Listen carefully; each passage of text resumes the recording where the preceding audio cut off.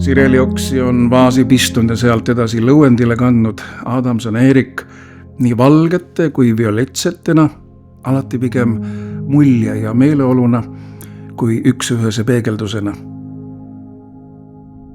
Kuigi Sireli õiekobarad ongi loomultasa rasked ning kipuvad õuest tuppa tooduna üsna kiiresti pead norgu laskma, on Adamson-Eriku puhul selles norutuses midagi eksistentsiaalset. Ehk otsis ta just neist õitest peegeldust ka iseenda keerulisele elusaatusele. Ehk leidis mõne 5 kroonlehega õie ja sellest killukese õnnegi. Nii või teisiti on tegu impressionistliku meistriteosega, vankumatute veendumustega autorilt.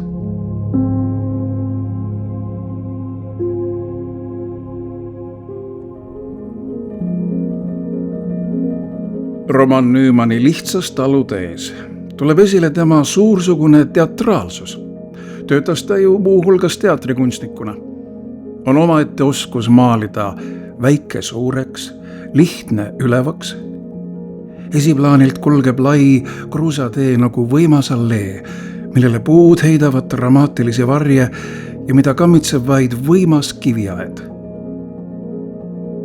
Keskplaanil käänaku tagant kõrguvad kohevate roogatustega elu- ja abihooned, taamal aga tahavad pilverüngad koos kaselatvadega juba justkui lavakarbist välja kasvada.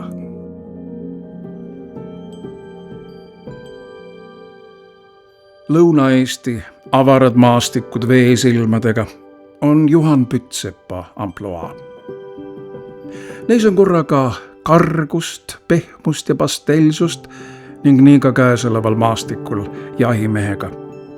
Püss õlal, saak käes, tuleb kütt roheliste laante poolt üle kuldse luha, truu jahitaks longib eespool, astub juba vanale purdele, mille alt voolab hiirhall rahulik vesi ning siinpool kallast toetab tugev kivisillutis.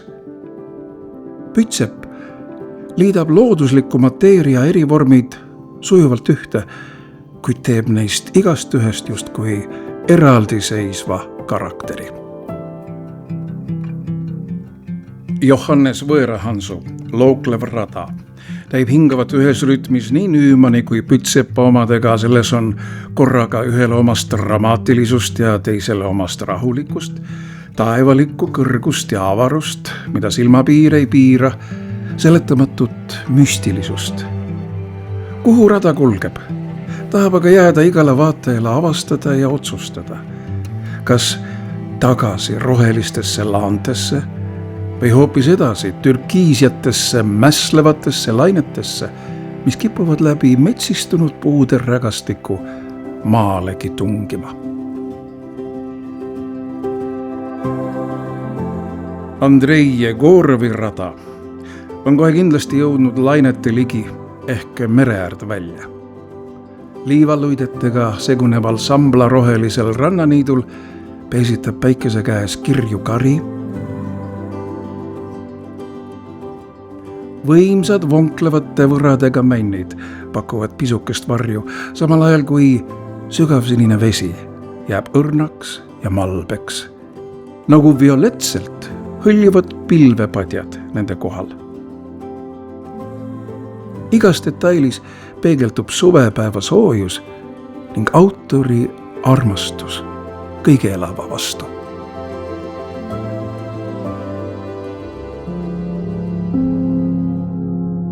Richard Uutmaa ei väsi võlumast. Igas tema rannamaastikus on midagi juba nähtud ja tuttavlikku, ent alati midagi uut ja üllatavat. Sedapuhku kompame koos temaga rannale kuhjunud roostekarva adru ning naudime loojangust roosakaks värvunud õhtupilvi, kujutleme end jalutamas mööda kivimuuli või pikutamas purjepaadis ning miks mitte uue päeva saabudes juba võrgukuuris askeldamas.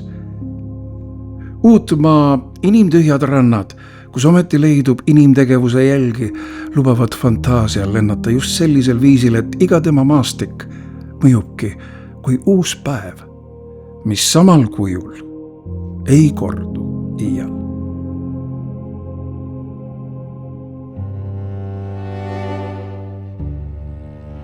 Ilmar Maalini kompositsioon on üles ehitatud tugevatele karakteritele, kes kõnelevad vaatajaga isegi selja kaudu. Pildi keskmes kujutatud ülikondades härrasmehed on küll aktiivsed, kuid alluvad domineeriva daami ees, keda nad justkui kuulama on kangestunud. Daam näib enesekindel, tema kehahoiak ennast kehtestav, riietus soliidne, ilmselt on tegu puhkekodu juhatajaga. Peasaal kaminasimsiga, lühtrite kollane kuma, vaheustest avaneb vaade rohelusse. Maalini ruumikäsitlus jõuab ligilähedale Henri de Toulouse-Lautrec'i impressioonidele Pariisi tantsusaalidest. Ometi jääb see samal ajal maalähedaseks. Märgakem vaid figuuri klapptoolil, kes samuti vestlusest huvitatud näib olevat, kuid oma kollases pearätis võõrkehaks jääb.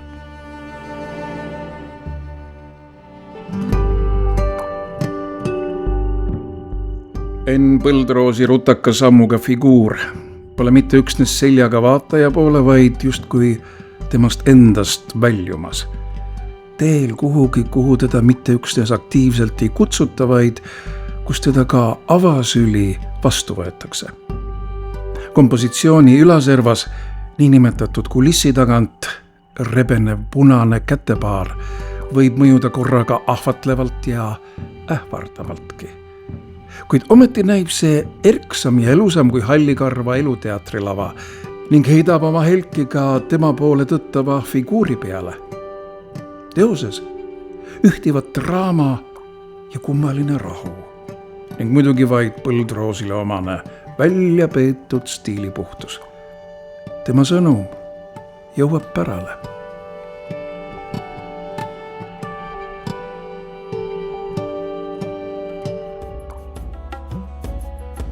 Enn Põldroosi androgüünne figuraalkompositsioon näitab veel üht tahku tema inimkäsitluses ja eksistentsiaalses filosoofias, aga ka mängulusti ja dekomponeerimisoskust. Maali põhiosa moodustab valgesse loori mähitud volüümikas naise keha, mis meenutab kipsskulptuuri. Sellel on aga otsa kleebitud mehe pea, mis näib pärinevat justkui mõnelt antiikselt seinapannoolt. Robustselt neljakandilise tahukana tehtud lõige rõhutab selle kunstlikkust ja ebaloomulikkust ning tõstab sisust olulisemale kohale pigem vormi. Ometi on ka teose sisu, androgüünsus, moodsas kunstis kõnekas. Astudes ühte jalga arusaamaga sugude ambivalentsusest ning tõstatades küsimuse selle kohta, mis on inimese kõige suurem pärisosa, nägu, keha või hoopis midagi, mis jääb varjatuks valge loori taha.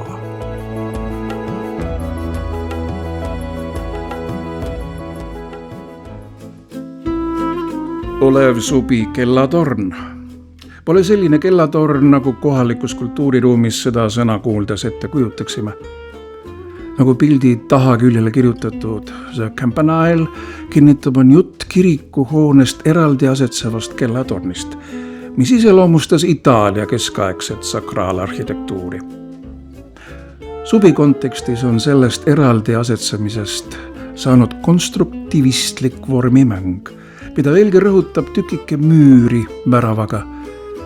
Kõik need ehituslikud elemendid on suhtes mitte üksnes omavahel, vaid ka muru ja põllulappidega nende vahel ning puude paaride ja pilvepatjadega. Jalgtee kulgeb silma ja merepiirini, jagades maalipinna omakorda kolmeks, korraga maalähedane ja ebamaine. Subi on oma ehitustööd silmnähtavalt nautinud. Jüri Palm on taaskord talle omaselt sürrealistlikult ja fantaasiarikkalt käsitlenud naise figuuri läbi metafoorse kujundi, mis meenutab korraga nii malendit või vulkaani, kust purskab ometi mitte tuld, vaid pilvi või kõrgmäestikku.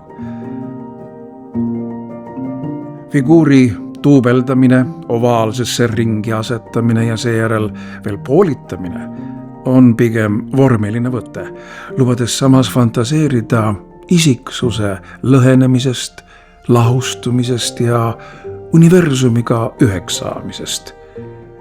Igal juhul on tegu jõulise ja samas õrna kompositsiooniga, mis annab hästi edasi naiselikkuse loomust ja olemust.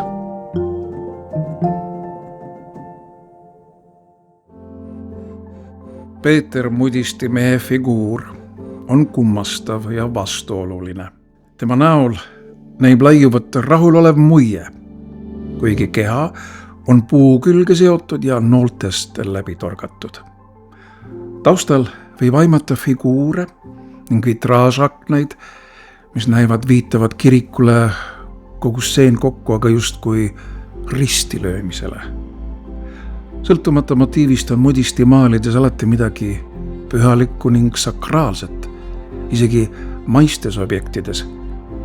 Siin näivad looduslik ja tehislik, eksterjöör ja interjöör sujuvalt üheks saavat.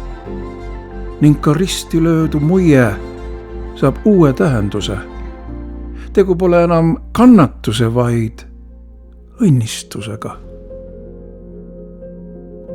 Helgatus näib Aili Vindi jaoks võrduvat heurekaga, taipamismomendiga, mil midagi end ilmutab ja selgeks saab. Ta on rääkinud loo sellest, kuidas kord purjetamas käies laskus vee kohale enne päikeseloojangut udu, kuid märgata oli veel üht väikest kollast päikese visatud helki.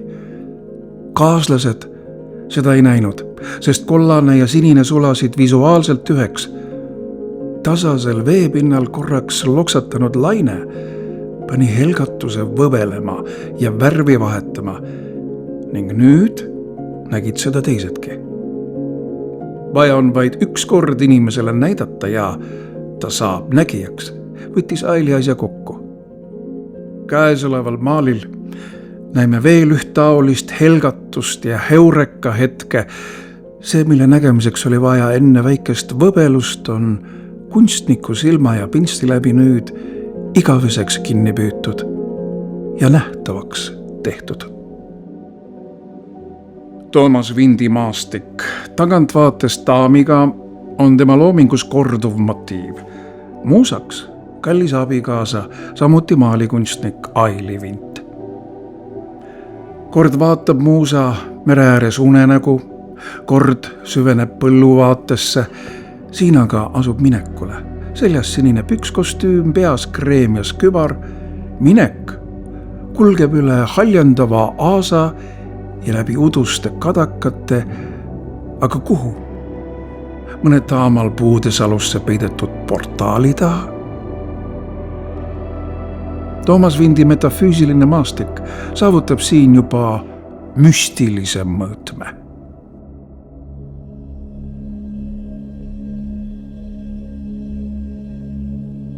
Jüri Arraku looming keerleb tihtilugu ümber piiblilugude.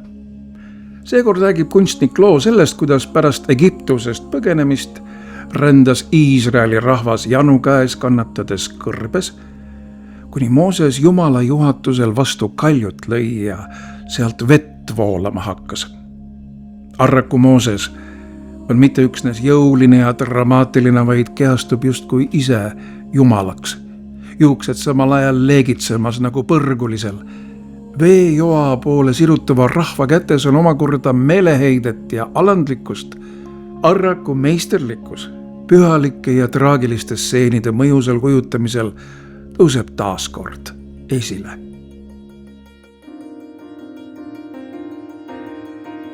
Henrik Hürdeni muusaks on sedapuhku tema enda abikaasa.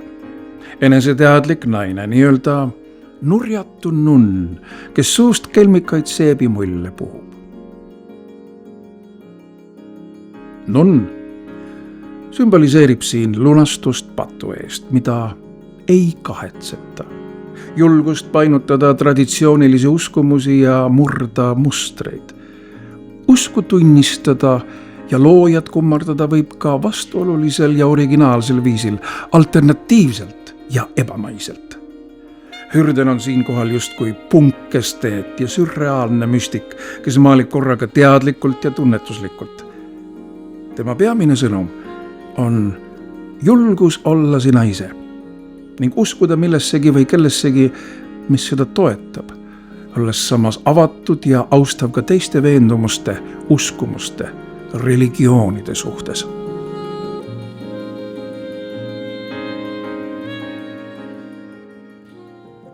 Grete Erlenheina feminiinsetes kompositsioonides on mingi nii-öelda oma vägi, mis ei saa tõusta kuskilt mujalt kui tema enese seest, tabades samast mingit universaalset ja arhailist naisalget.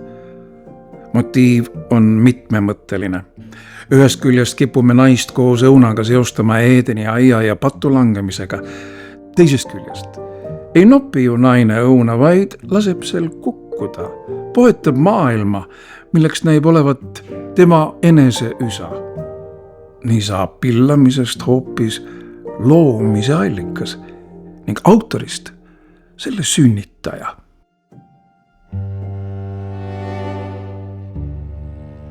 Tütarlaps Rein Mägari hüperrealistlikul maalil näib alles kaalutlevat, kas ampsata õunast tükk või mitte. Ometi on sellest juba tükike puudu, nii et tegu võib olla ka juba langetatud otsuse üle järelemõtlemisega. Mägar on toonud stseeni kaasaega, riietanud tütarlapse pihikseelikusse ja moodsasse teksajaki, ent paigutanud ta samas maalähedasse keskkonda, mis tekitab teatava kognitiivse dissonantsi. Akvarellitehnika omakorda lisab ebamaisust ja muinasjutulisust. Pole ime, et pilt vaataja pilgu naelutab, sest stseeni sisu ja vormistus hakkabki tema peas trikke tegema.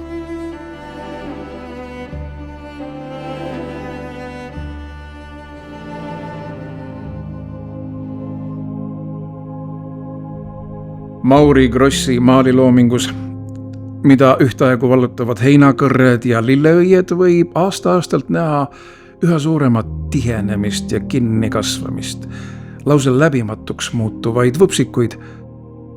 Külm briljantroheline kõrresõrestik soojal sinepikollasel taustal loob barokse ornamendi, mis mõjub küll hüpnotiseerivalt, ent ei naeluta endasse kinni, vaid laseb pilgul kulgeda sellest läbi ja edasi, jätab hingamis- ja tundmisruumi, lubab sellel ruumil ühes kõrrelistega kasvada. Äsja kunstihoone kevadnäitusel publikupreemia pälvinud Mauri Gross kasvab niisamuti, ühes oma vaatajaga.